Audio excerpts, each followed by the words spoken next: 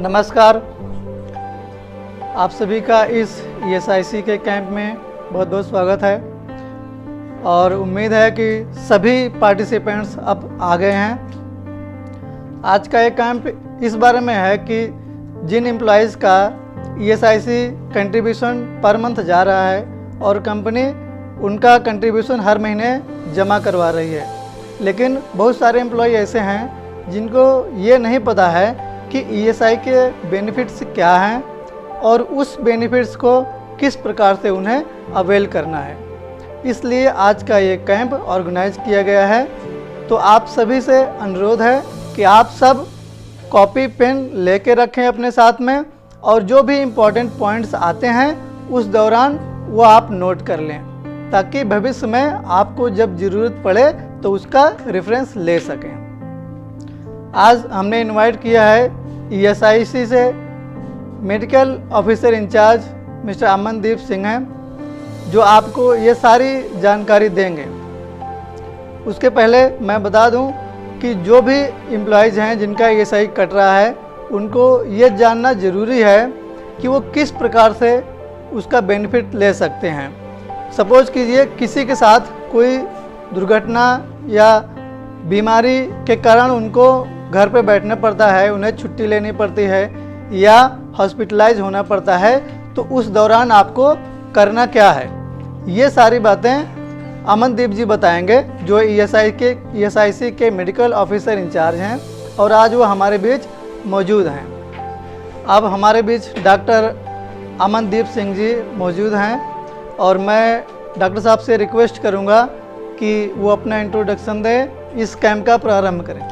नमस्कार, मेरा नाम डॉक्टर अमनदीप सिंह है। मैं यहाँ ESI health care Haryana government की तरफ से पोस्टेड हूँ।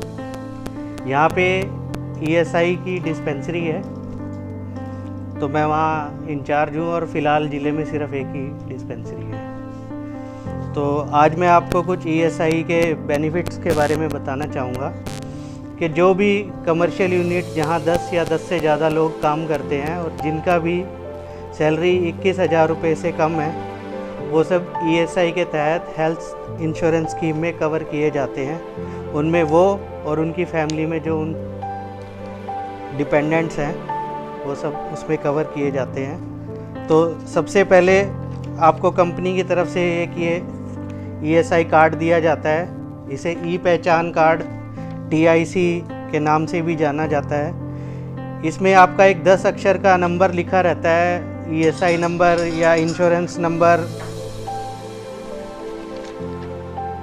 ये 10 अक्षर का नंबर आपको कंपनी की तरफ से अलॉट किया जाएगा। साथ में कंपनी आपको आपकी डिस्पेंसरी भी अलॉट करके देगी। डिस्पेंसरी 2 अलॉट की जा सकती हैं, एक जो काम कर रहा है कर्मचारी उसके लिए और दूसरा उसकी फैमिली के लिए। ये सेम भी हो सकती हैं और अलग अलग भी हो सकती हैं।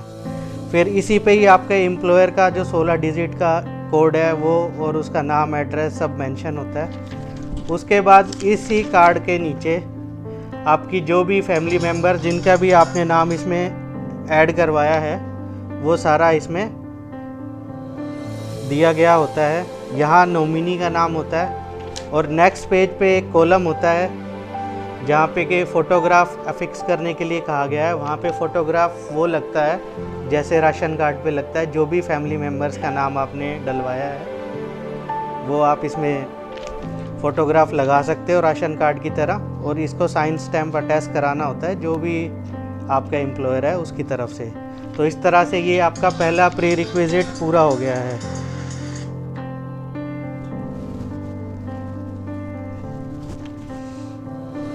ये फर्स्ट प्री रिक्विजिट है जो कि बेसिक है, और एटलीस्ट आपको अपना ये 10 अक्षर का नंबर फ़ोन में सेव करके रखना चाहिए टेलीफोन नंबर की तरह, क्योंकि इसके बिना आइडेंटिफिकेशन करना मुश्किल है। उसके बाद अगला स्टेप आता है एंटाइटलमेंट। एक चीज़ होती है, वर्डिंग है एंटाइटलमेंट, हकदारी। एंटाइटलमेंट का मतलब है कि आपने जो काम किया है, जिस टाइम पीरियड में आप काम कर रहे हैं, मंथ वाइज जितने दिन आपने काम किया है उसके हिसाब से आपका एक जो कंट्रीब्यूशन का डिटेल जो है कंपनी ESIC की साइट पे अपलोड करती है, आपका कंट्रीब्यूशन जमा कराती है, उसके बेस पे आपकी है ना हर 6 महीने के हिसाब से हकदारी निकलती है कि आप किस किस चीज़ को प्राप्त करने के हकदार हो। तो वो सारी डिटेल ESIC.in साइट पे आप अपना चेक कर सकते हो। उसे ESIC IP पोर्टल बोलते हैं। उस पर आप अपना 10 अक्षर का ये नंबर डालोगे तो आपका कंट्रीब्यूशन डिटेल और आपकी जो स्टेटस टू एंटाइटलमेंट या फिर हकदारी की जो रिपोर्ट है वो जनरेट हो जाती है। इसमें आपकी जितनी भी जो भी आपको बेनिफिट मिलने हैं वो लगभग सभी का जिक्र होता है, जैसे कि medical benefit, maternity benefit, sickness benefit.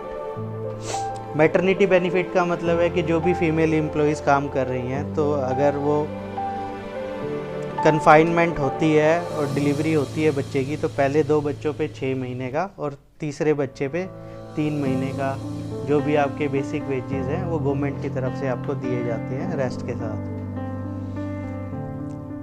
उसके अलावा सिकनेस बेनिफिट है। सिकनेस बेनिफिट का मतलब है कि कोई एम्प्लॉय काम कर रहा है, उसको चोट लग गई है या वो बीमार हो गया, वो काम पे नहीं आ सकता है, तो उस केस में उसका जो है सिकनेस का सर्टिफिकेट डिस्पेंसरी से इशू होता है और उसके एवज में जितने भी दिन का उसका बनता है रेस्ट, उतने दिन का जो उसका बेसिक है वो गवर्नमेंट की तरफ से दिया जाता है। देन उसके बाद फिर नीचे आता है सुपर स्पेशलिटी का एंटाइटलमेंट। तो इसमें भी आपके लिए IP के लिए भी होता है, फैमिली के लिए भी होता है, दोनों की कंडीशन भी आगे दी हुई है और यहाँ पे यस या नो लिखा होता है। मोटा मोटा देख के पता लग जाता है कि आप एंटाइटल्ड हो या नहीं हो प्राइवेट एम्पैनल्ड हॉस्पिटल में ट्रीटमेंट लेने के लिए। ठीक है, फिर आपके डिपेंडेंट बेनिफिट आते हैं और उसके बाद लास्ट में एक वार्ड ऑफ IP सर्टिफिकेट का भी लिखा हुआ आता है। वार्ड ऑफ IP सर्टिफिकेट का मतलब है कि आप लोग काम कर रहे हो, आपके जो बच्चे हैं आगे अगर वो पढ़ते हैं, मेडिकल कॉलेज में पढ़ना चाहते हैं, तो ESI के अपने मेडिकल कॉलेज है जिनमें 35% सीट्स जो हैं IPs के बच्चों के लिए अलग से रिज़र्व की गई हैं। टोटल शायद 12 या 13 मेडिकल कॉलेज हैं। हमारे हरियाणा में जो मेडिकल कॉलेज है वो फरीदाबाद में है, तो इसके लिए यहाँ पे आपको मिल जाएगा, लेकिन अभी तो मेरे ख्याल से शायद होंगे नहीं किसी के बच्चे +2 में, या तो फिर भी अगर किसी के बच्चे हैं +2 में, +1 में मेडिकल ले रखा है तो उनके लिए एक ये एडिशनल बेनिफिट है। हाँ जी, नहीं मैं बता रहा हूँ सारा, ये सब नॉन मेडिकल बेनिफिट थे अदर देन मेडिकल। अब मेरी फील्ड है वो है मेडिकल बेनिफिट देने की। तो हमारे यहाँ पे ESI डिस्पेंसरी है। डिस्पेंसरी पे 3 तरह के बेनिफिट दिए जाते हैं। Number 1 is OPD services, number 2 is referral and number 3 is reimbursement. आप लोग आते हैं, आपका एक बेसिक हेल्थ चेकअप है, प्राइमरी लेवल का सेंटर है, जो भी है हमारे यहाँ किया जाता है और जो भी दवाई हैं सब यहाँ पे प्रोवाइड की जाती हैं और जो बेसिक टेस्ट हैं वो किए जाते हैं। उसके बाद आपको कहाँ भेजना है उसके लिए गवर्नमेंट ने एक एम्पैनल्ड हॉस्पिटल की लिस्ट बना रखी है। आपकी ये एंटाइटलमेंट के अकॉर्डिंग आपको वहाँ पे भेजा जाएगा। जो भी कैशलेस का ट्रीटमेंट है भर्ती के बाद का रहता है और भर्ती के बाद जितना भी ट्रीटमेंट है आपका कैशलेस का है, एज़ पर आपकी एंटाइटलमेंट आपको दिया जाएगा। फिर नंबर 2 आता है कि रेफरल का, तो वो आपकी बीमारी और आपकी एंटाइटलमेंट पे बेस्ड होता है कि आप कहाँ जा सकते हैं, जो भी बेस्ट पॉसिबल आपका प्लेस है, right from civil hospital Sirsa से लेके और जो भी एम्पैनल्ड हॉस्पिटल हैं आपको भेजा जाएगा। उसके लिए एक लिस्ट दी गई है जो कि डिस्ट्रिक्ट वाइज होती है। तो हमारे यहाँ पे सेकेंडरी और प्राइमरी हेल्थ केयर के लिए 5 हॉस्पिटल हिसार के और 2 हॉस्पिटल सिरसा के एम्पैनल्ड हैं और ये डिपार्टमेंट वाइज होता है कि इसी पर्टिकुलर डिपार्टमेंट के लिए टाई अप है, दूसरे डिपार्टमेंट नहीं कवर होंगे। वो सारे डिपार्टमेंट और टेस्ट जो भी हैं इसमें लिखे गए हैं। जो भी टेस्ट 3,000 रुपये से ऊपर का है स्पेशल इन्वेस्टिगेशन में आता है, वो भी सारे इसमें लिखे हुए हैं नाम उनके, वो सारे भी कैशलेस कैटेगरी के अंडर आते हैं। उससे जो कम के टेस्ट हैं या तो गवर्नमेंट इंस्टीट्यूट में होंगे, उसके लिए कोई अलग से एम्पैनल नहीं दिया गया है हॉस्पिटल, या भर्ती होगी।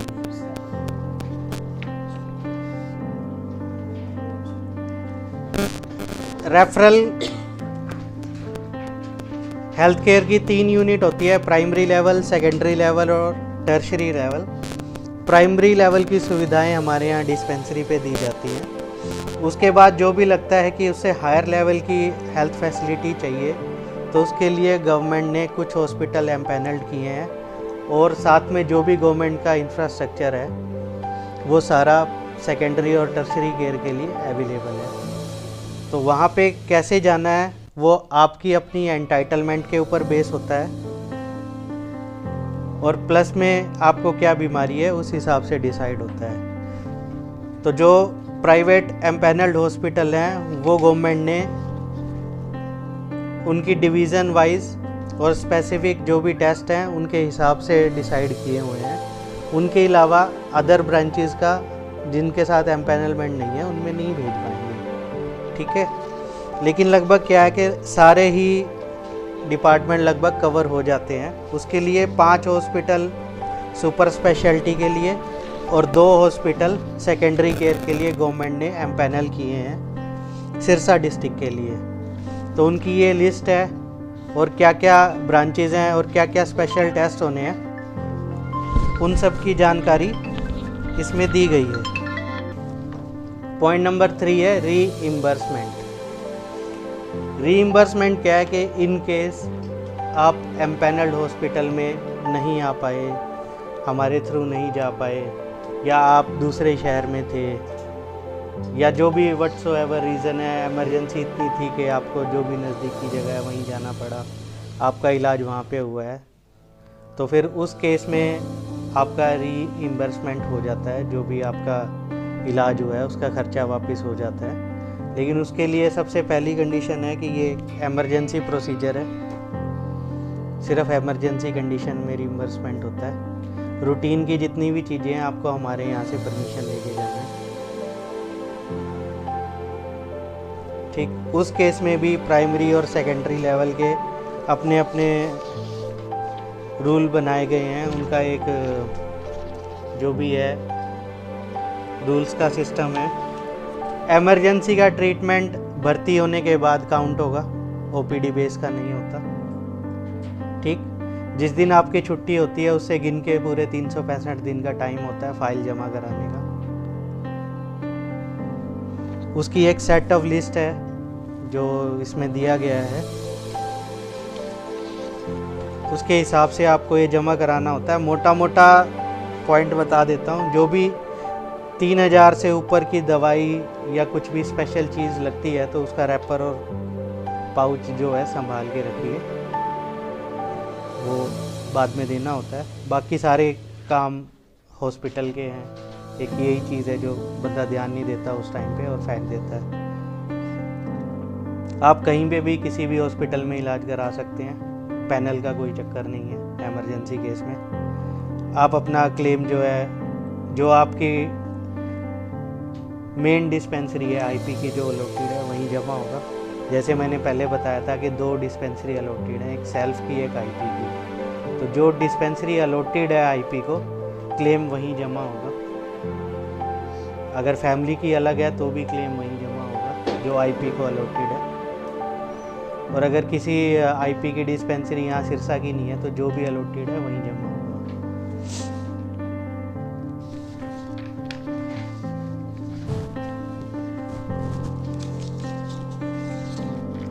उसके अलावा कुछ नॉन मेडिकल बेनिफिट देती है ईएसआई, कुछ बताए थे पहले उसके हिसाब से। बेरोजगारी भत्ता जैसे कोविड में शुरू किया था, वृद्ध अवस्था की देखभाल के लिए एक्सटेंड की जाती है आपको किसी तरह का कोई प्रशिक्षण देना है व्यावसायिक, या फिर कोई शरीर का एक ऐसा हिस्सा है जो कि परमानेंटली डिसेबल हो गया है, या फिर अगर कोई व्यक्ति जो ईएसआई में एम्पैनल्ड था और उसकी दुर्घटना में या किसी वजह से मृत्यु हो गई है, तो उस केस में उसका जो फ्यूनरल के पैसे हैं वो सब, ये सारी जो चीज़ें हैं ब्रांच ऑफिस से कंट्रोल होती हैं। हमारा यहाँ पे काम मेडिकल बेनिफिट देना है। अगर किसी को कोई चीज़ नहीं समझ आ रही है तो वो पूछ सकता है। सर क्वेश्चन ये था कि जब भी हम आईपी को एनरोल कर रहे हैं, सपोज दैट उस टाइम पे उसके डिपेंडेंट्स को एनरोल नहीं किया है, 6 महीने बाद किया है, 3 महीने बाद किया है, तो मेरा क्वेश्चन ये था कि मतलब उसके डिपेंडेंट्स को कब से मेडिकल बेनिफिट मिलना शुरू होता है आईपी के? बेनिफिट जो हैं वो आईपी के ही डेट ऑफ रजिस्ट्रेशन से शुरू होते हैं। डिपेंडेंट का भी जो मेडिकल बेनिफिट शुरू हो जाएगा वो उसी दिन से हो जाएगा, चाहे वो एनरोल है या नहीं? मैडम, जो एंटाइटलमेंट तय होती है वो एम्प्लॉई की कंट्रीब्यूशन से होती है, फैमिली का उसमें रोल नहीं होता है। बस ये है कि एम्प्लॉई की जल्दी शुरू हो जाती है और फैमिली का थोड़ा टाइम पीरियड बढ़ जाता है। जो हम एंटाइटलमेंट निकालते हैं तो उस पर सब लिखा होता है, यदि आप पढ़ेंगे तो उस पर सारी डिटेल साथ में प्रिंट होके आती है कि कौन सा टाइम पीरियड है, कितने दिन उसने काम किया है और उसके बेस पे क्या क्या है, और आगे फैमिली की कंडीशन लिखी हुई है और आईपी के सामने उसकी खुद की लिखी हुई है। तो मोटा मोटा ये होता है एसएसटी के लिए 6 महीने का स्पेल होता है, एक सिंगल स्पेल, और 78 डेज़ का होता है। उसमें आईपी की सेल्फ की एसएसटी सुपर स्पेशलिटी की जो है वो एंटाइटलमेंट यस हो जाती है, और जो फैमिली के लिए डबल हो जाता है। 78 डेज़ के 2 स्पेल चाहिए 6-6 महीने के, वो 12 महीने हो जाते हैं। पर वो क्या है, डेट ऑफ कंट्रीब्यूशन जो है ना, वो तो आईपी काम कर रहा है ना, उसी के बेस पे होगा फैमिली का। उसमें कोई, जब भी आप फैमिली का नाम ऐड करें, कई बार हो जाता है नहीं ऐड करवा पाता, उसके पास काम बाहर कर रहा है, वहाँ पे नहीं है फैमिली की डिटेल, उसके जो भी है आधार कार्ड या ID प्रूफ, तो हो सकता है बाद में करवाता हो, तो उससे कोई फ़र्क नहीं पड़ता कि एंट्री करता है। सर, अगर हमारी फैमिली मेम्बर में से किसी ने ऑपरेशन करवाना है तो उसका स्टेप बाय स्टेप प्रोसीजर क्या रहेगा? क्योंकि ये जानना ज़रूरी है कि क्या स्टेप रहेगा, क्या उसका रीइंबर्समेंट का प्रोसीजर रहेगा। सो वो सर आप स्टेप बाय स्टेप बता दीजिए। फ़र्क कराने के लिए आपको अपना एक ESI कार्ड या ई पहचान कार्ड कंप्लीटेड, कोई भी एक फ़ोटो ID जिसका इलाज करवाना है उनकी, फ़ोटो ID में Aadhaar card, voter ID, driving licence, PAN card और पासपोर्ट, ये इंक्लूड किए जाते हैं। एक अंडरटेकिंग फॉर्म दिया जाएगा आपको, वो आपको भरवाना है। उस अंडरटेकिंग फॉर्म में 2 कॉलम होते हैं, एक आपका भरना होता है कि ये, जिसमें आप बताते हैं कि ये फैमिली मेम्बर मेरा ही है, और पार्ट 2 में एम्प्लॉयर बताता है कि आप हमारे यहाँ ही काम कर रहे हो। नीचे फ़ोटो लगाने की जगह दे रखी है, अगर सेल्फ है तो एक फ़ोटो लगेगी, और अगर आपके फैमिली मेम्बर है तो एक जो काम कर रहा है और एक जिसका इलाज होना है, उन 2 लोगों की फ़ोटो लगेगी। फ़ोटो और उसके साइड में जगह है, वहाँ पे कंपनी अटैच कर देगी। फिर डिपेंडेंट है, मदर या फादर है, उस केस में आपको एक एफिडेविट बनवाना होता है, जो किसी भी नोटरी से इजीली बन जाता है, वो 10-15 मिनट का काम है। उसका जो फॉर्मेट है वो भी आपको दिया जाएगा। फिर जो आपका प्रीवियस जो भी इन्वेस्टिगेशन या ट्रीटमेंट हुई है, उनका रिकॉर्ड आपको साथ लाना होता है, जिसके बेस पे आपको बताते हैं। लाइव लिस्ट एक चीज़ होती है, वो आपकी डिस्पेंसरी पे ही जनरेट की जाती है। उसमें बेसिकली आपका और आपकी फैमिली का जो, जिसका पर्टिकुलर इलाज होना है, उन सब की डिटेल होती है। इसको लाइव लिस्ट बोलते हैं।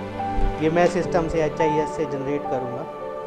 जब आपका एक UHID क्रिएट हो जाएगा तो हर फैमिली मेम्बर का एक यूनिक UHID होता है, फिंगरप्रिंटिंग की तरह सबको यूनिक दी जाएगी, ये किसी की भी मैच नहीं करती है। तो उसके बाद क्या है कि आप सिस्टम में आप एनरोल्ड हो जाओगे और सारी लिस्ट आती है, उसमें सारी डिटेल होती है, इसको लाइव लिस्ट बोलते हैं। तो ये डिस्पेंसरी का काम है। और एक एंटाइटलमेंट आप अपने पोर्टल से भी अपनी एंटाइटलमेंट निकाल सकते हो ESI की साइट पे जाके। और एक मैं अपने सिस्टम से पर्टिकुलर निकालता हूँ नेम स्पेसिफिक, क्योंकि इसमें जो एंटाइटलमेंट आती है वो लिखा होता है या तो IP की है या फैमिली मेम्बर की है। फैमिली में 5 मेंबर हैं, किसकी है किसकी नहीं है, जो आपका भी क्वेश्चन था स्पेसिफिकली, तो वो फिर मैं ही सिस्टम से जनरेट कर पाऊँगा कि उस पर्टिकुलर पर्सन की फैमिली के 5 मेंबर में से क्या एंटाइटलमेंट स्टेटस है। तो मैं सिर्फ रिव्यू कर सकता हूँ और भेज सकता हूँ, मैं इसको एडिट नहीं कर सकता इन चीज़ों को, मेरे सिस्टम में तो बस शो होती हैं। बस यही सब चीज़ें चाहिए होती हैं। एक बार इनमें से ज़्यादातर चीज़ें जो हैं प्री रिक्विजिट हैं वो 1 टाइम प्रोसेस के हैं। बाकी जो अंडरटेकिंग है सेम डिजीज़ के लिए 3 से 6 महीने तक वैलिड हो जाती है।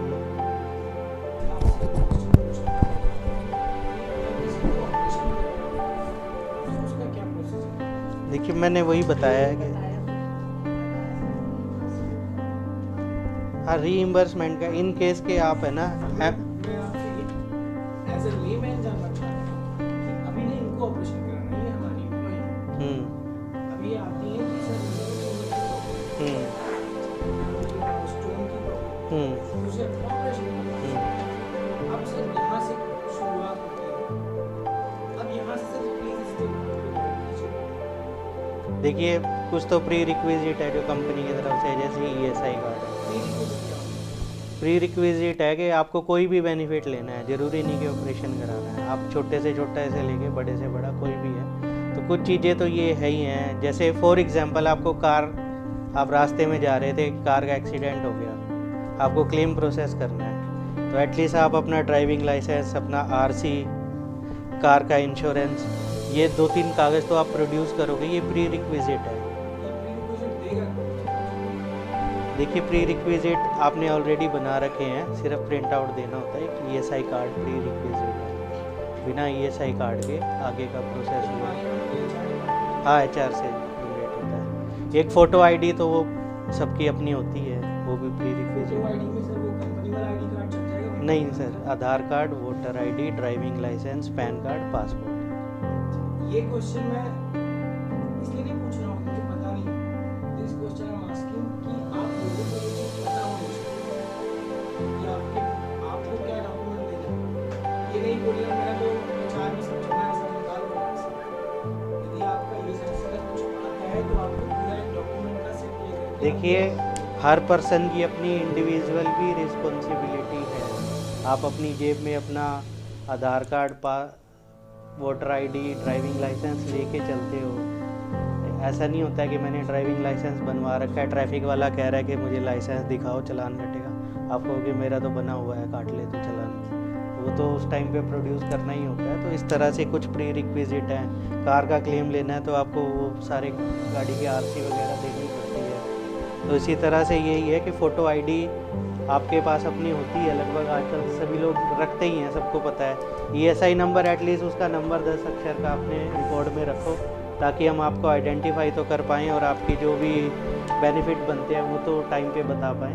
उसके बाद कोई नहीं, टाइम मिल जाता है आपको कागज़ भी प्रोड्यूस कराने का। अंडरटेकिंग तो आपका लोकल ही है यहाँ पे, तो कोई ज़्यादा नहीं है। अंडरटेकिंग का फॉर्म मैं दे जाऊँगा, और एफिडेविट तो किसी भी नज़दीकी नोटरी से बन जाता है, 10 मिनट का काम है। फॉर्मेट भी यहाँ पे दिया हुआ है, उसमें बेसिकली यही बताना होता है कि ये आप पे डिपेंडेंट है, मदर फादर के केस में चाहिए होता है, फाइनेंशियली आप ही पे डिपेंडेंट है और आपने कहीं और से इस चीज़ का क्लेम नहीं किया है ना। बाकी चीज़ें अब आपने जो भी इलाज कहीं से करवाया होगा, किसी ने बताया ही होगा कि पित्त की थैली में पथरी है या नहीं है, या जो भी इन्वेस्टिगेशन है, तो जो भी रेलेवेंट ट्रीटमेंट, रिलेवेंट डॉक्यूमेंट है आप प्रोड्यूस करेंगे साथ में, तो आपके 1 या 2 स्टेप जो है इनिशियल इन्वेस्टिगेशन के वो बच जाएंगे, आपका टाइम बच जाएगा। अदरवाइज़ मैं जीरो से शुरू करूँगा।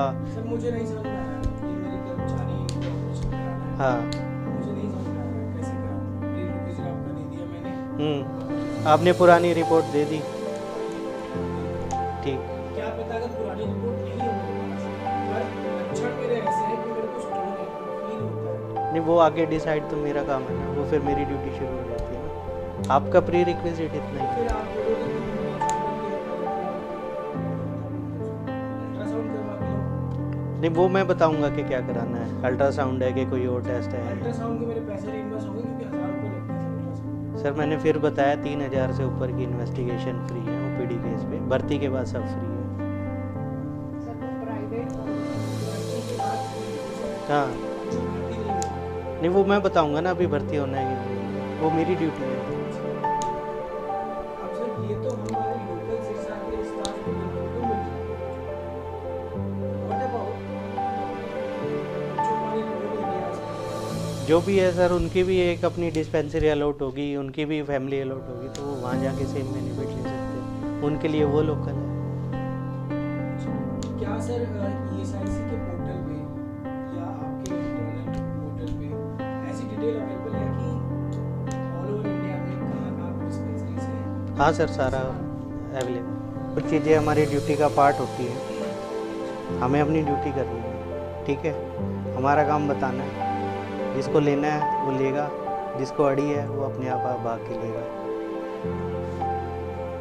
फैमिली की एक डेफिनेशन है, स्पाउस पति या पत्नी इंक्लूडेड है, माइनर डिपेंडेंट चाइल्ड जो 18 साल तक की उम्र का है वो इंक्लूडेड है।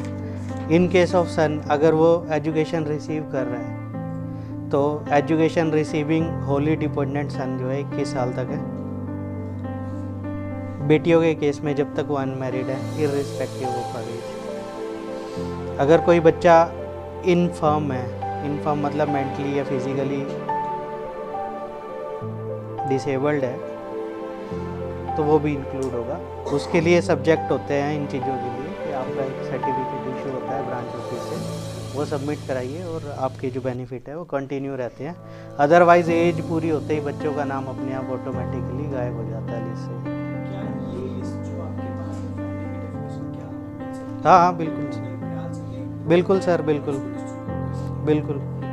अब कौन नहीं शामिल होगा? Married daughter, minor brother sister, parents जो कि आप पे फाइनेंशियली डिपेंडेंट नहीं है, ग्रैंड चिल्ड्रंस और इन-लॉज सास ससुर भी? नहीं होंगे। अच्छा,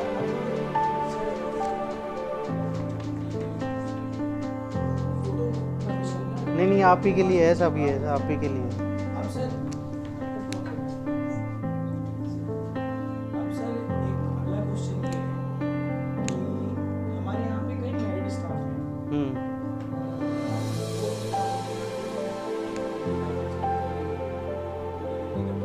हम्म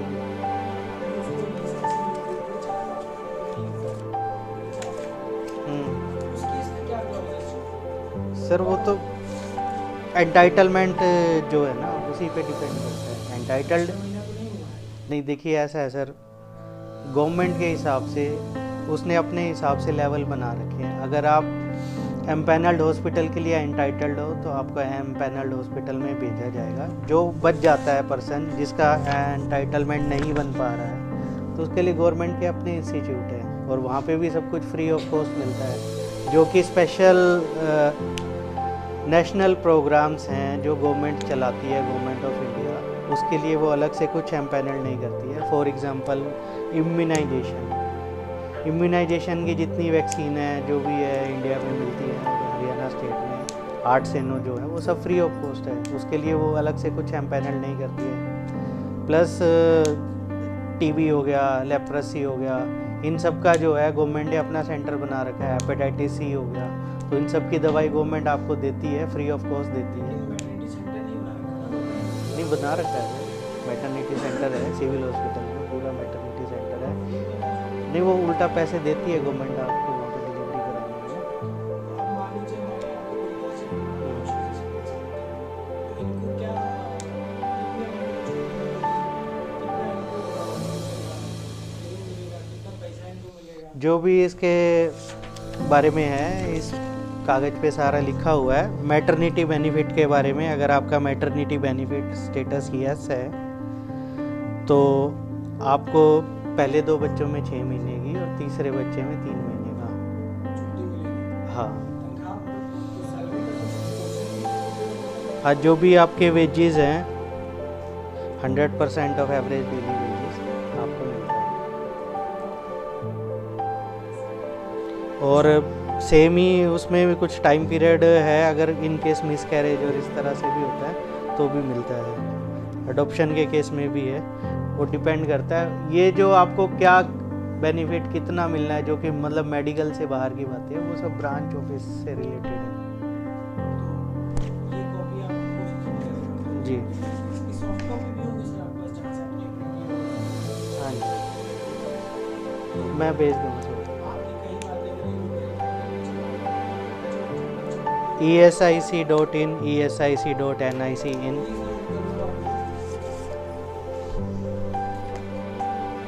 ये सारी वेबसाइट, टोल फ्री नंबर जो भी है, व्हाट्सएप, इंस्टाग्राम, सब इसमें दिया गया है। अगर यही वेरीफाई मैं कहता हूँ कि वो पीछे आदेश he is not married. Now after 2-3 months his wife will be expected. उनको भी छुट्टी मिलेगी क्या? अगर उनकी वाइफ एक्सपेक्ट कर रही है क्या इनको भी छुट्टी मिलने का प्रोविजन होगा? तो हमारे फीमेल एम्प्लॉयज एक्सपेक्ट कर रही है तो मिला अब हमारे मेल एम्प्लॉयज के वाइफ एक्सपेक्ट कर रही है। सर इस लिस्ट में कोई पैटर्निटी या उससे रिलेटेड कोई बेनिफिट का जिक्र नहीं है। बाकी अगर कुछ इस तरह का है तो आप ब्रांच ऑफिस से पता कर सकते हैं, मतलब ये मेरी जुरिडिक्शन से बाहर है। अगर कोई बेनिफिट मिलता है तो डेफिनेटली, मतलब अगर आपका कोई फैमिली मेम्बर बीमार हो जाता है तो असिस्ट कराने का कुछ रहता है, लेकिन वो सब्जेक्ट टू है कि जो भी ब्रांच ऑफिस आपको अवॉर्ड करना चाहिए।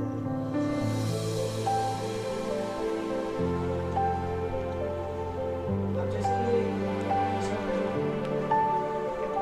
थायराइड की प्रॉब्लम तो इसमें आप इस केस में क्या करते हैं?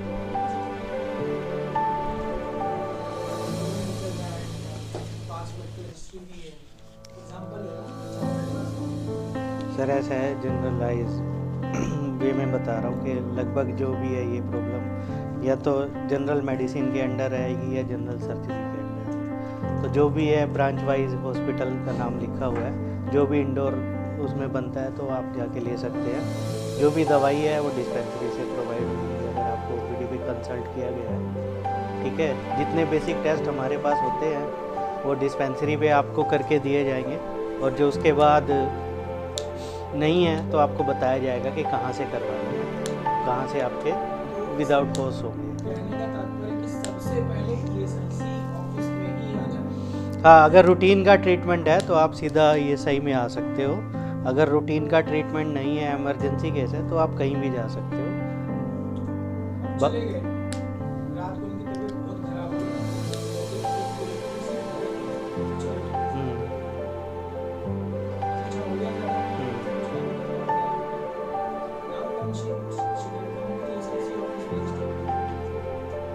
After discharge. हाँ, बाकी कोई भी उसका फैमिली मेम्बर आके इंटीमेट कर सकता है। इन केस जो एम्पैनल्ड हॉस्पिटल है सेकेंडरी टर्शरी केयर में, उनमें भी एक प्रोविज़न है कि अगर आप इन हॉस्पिटल में जाते हैं तो जो भी है नेक्स्ट वर्किंग डे तक का टाइम होता है आपका, वो हॉस्पिटल को हमारे पास मेल के माध्यम से क्वेरी भेजता है कि इस तरह से केस आया है। हम उसे वेरीफाई करते हैं और हम उसे परमिशन दे देते हैं। 24 आवर का उसमें भी प्रोविज़न है। अदरवाइज़ जो भी है आपका, अगर कागज़ पूरे नहीं है या फिर आप किसी थर्ड हॉस्पिटल में नॉन एम्पैनल्ड में इलाज करवा रहे हो, तो आप अपने बिल सबमिट कराओ और अब रीइंबर्समेंट उस हिसाब से कर दी जाएगी। सर कितना परसेंटेज ऑफ एवरेज होता है? सम लमसम अमाउंट का कितना होता है? देखिए, सुपर स्पेशलिटी का जो रीइंबर्समेंट है वो गवर्नमेंट ऑफ इंडिया करती है। सेकेंडरी केयर का जो रीइंबर्समेंट है गवर्नमेंट ऑफ हरियाणा करती है। जो भी हरियाणा के सरकारी जो रेट्स दिए गए हैं उसके हिसाब से लमसम होता है। आगे हॉस्पिटल किस में आपका ट्रीटमेंट हुआ है उसकी भी कैटेगरीज होती हैं, उसके हिसाब से होता है। जैसे आपने संजीवनी का एग्जांपल लिया, संजीवनी आपका वहाँ पे मैडम जाती हैं, तो फिर वहाँ पे अगर जाती हैं तो वहाँ के जो रेट होंगे वो ईएसआईसी के कंपैरिजन में ही एज सिमिलर रेट ही होंगे, गवर्नमेंट रेट के हिसाब से ही होंगे। नहीं, वहाँ तो आपको वैसे भी एक दिन का टाइम मिलता है ना। अगर आप जाते हो तो 24 आवर में परमिशन से आप वैसे कैशलेस में चले जाओगे। कागज़ आपके पूरे हैं तो आप वैसे कैशलेस में आपको देना ही नहीं है।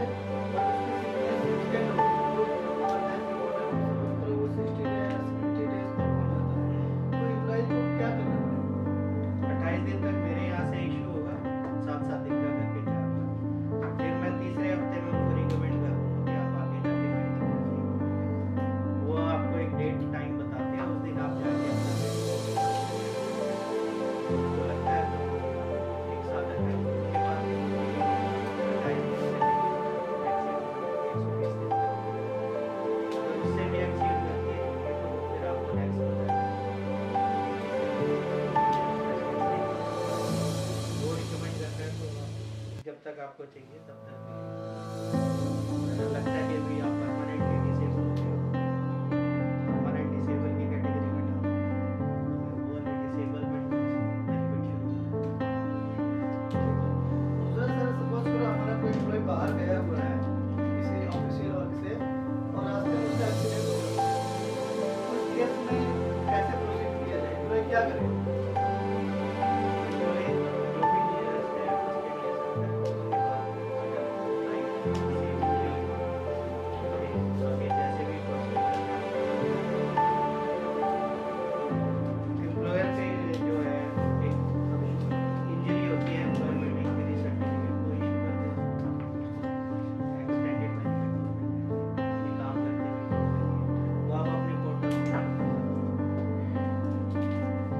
ब्रांच ऑफिस वाला उसको एम्प्लॉय को मतलब इतना करना है कि वो एसआई को जाके इन्फॉर्म करना है या भी जो भी बेस्ट पॉसिबल है और नियरेस्ट है उसको आप एक बार इंटीमेट कर दीजिए और अपना इलाज है जो शुरू करवा सकते हैं कहीं से भी, जो भी है। अच्छा, हमने रिम्बर्समेंट के लिए बिल सबमिट कर दी है, एम्प्लॉय ने कर दिया है, जी तो उसका कितने दिन का पीरियड है वो एक्सपेक्ट करे कि हमारा? नहीं सर, ये मतलब मेरे ज्यूरिडिक्शन से ऊपर की बात है।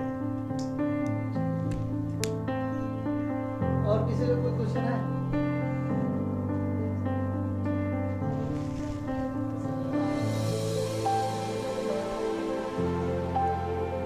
ये ब्रांच ऑफ, देखिए ये जो एनहांस जो भी बेनिफिट है ये ब्रांच ऑफिस का काम है बताना ना कि क्या मिलेगा कितना मिलेगा।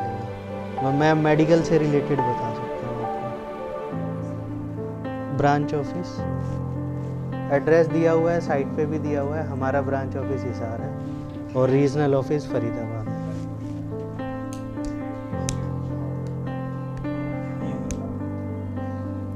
क्लेम का लगभग कोई वो नहीं है, 1 रुपये से लेके और 10 लाख तक का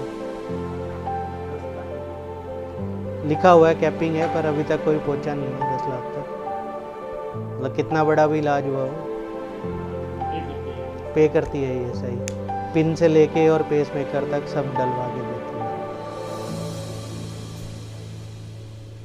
कोई और सवाल?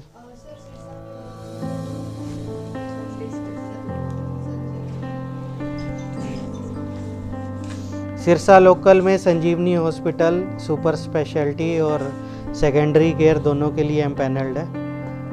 पूनिया हॉस्पिटल सेकेंडरी केयर के लिए एम्पैनल्ड है। टोटल 2 हॉस्पिटल हैं और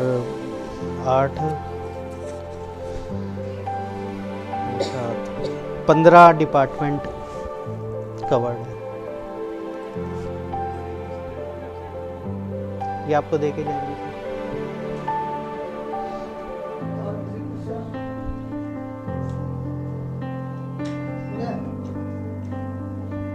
चलो अमनदीप जी को बहुत बहुत धन्यवाद।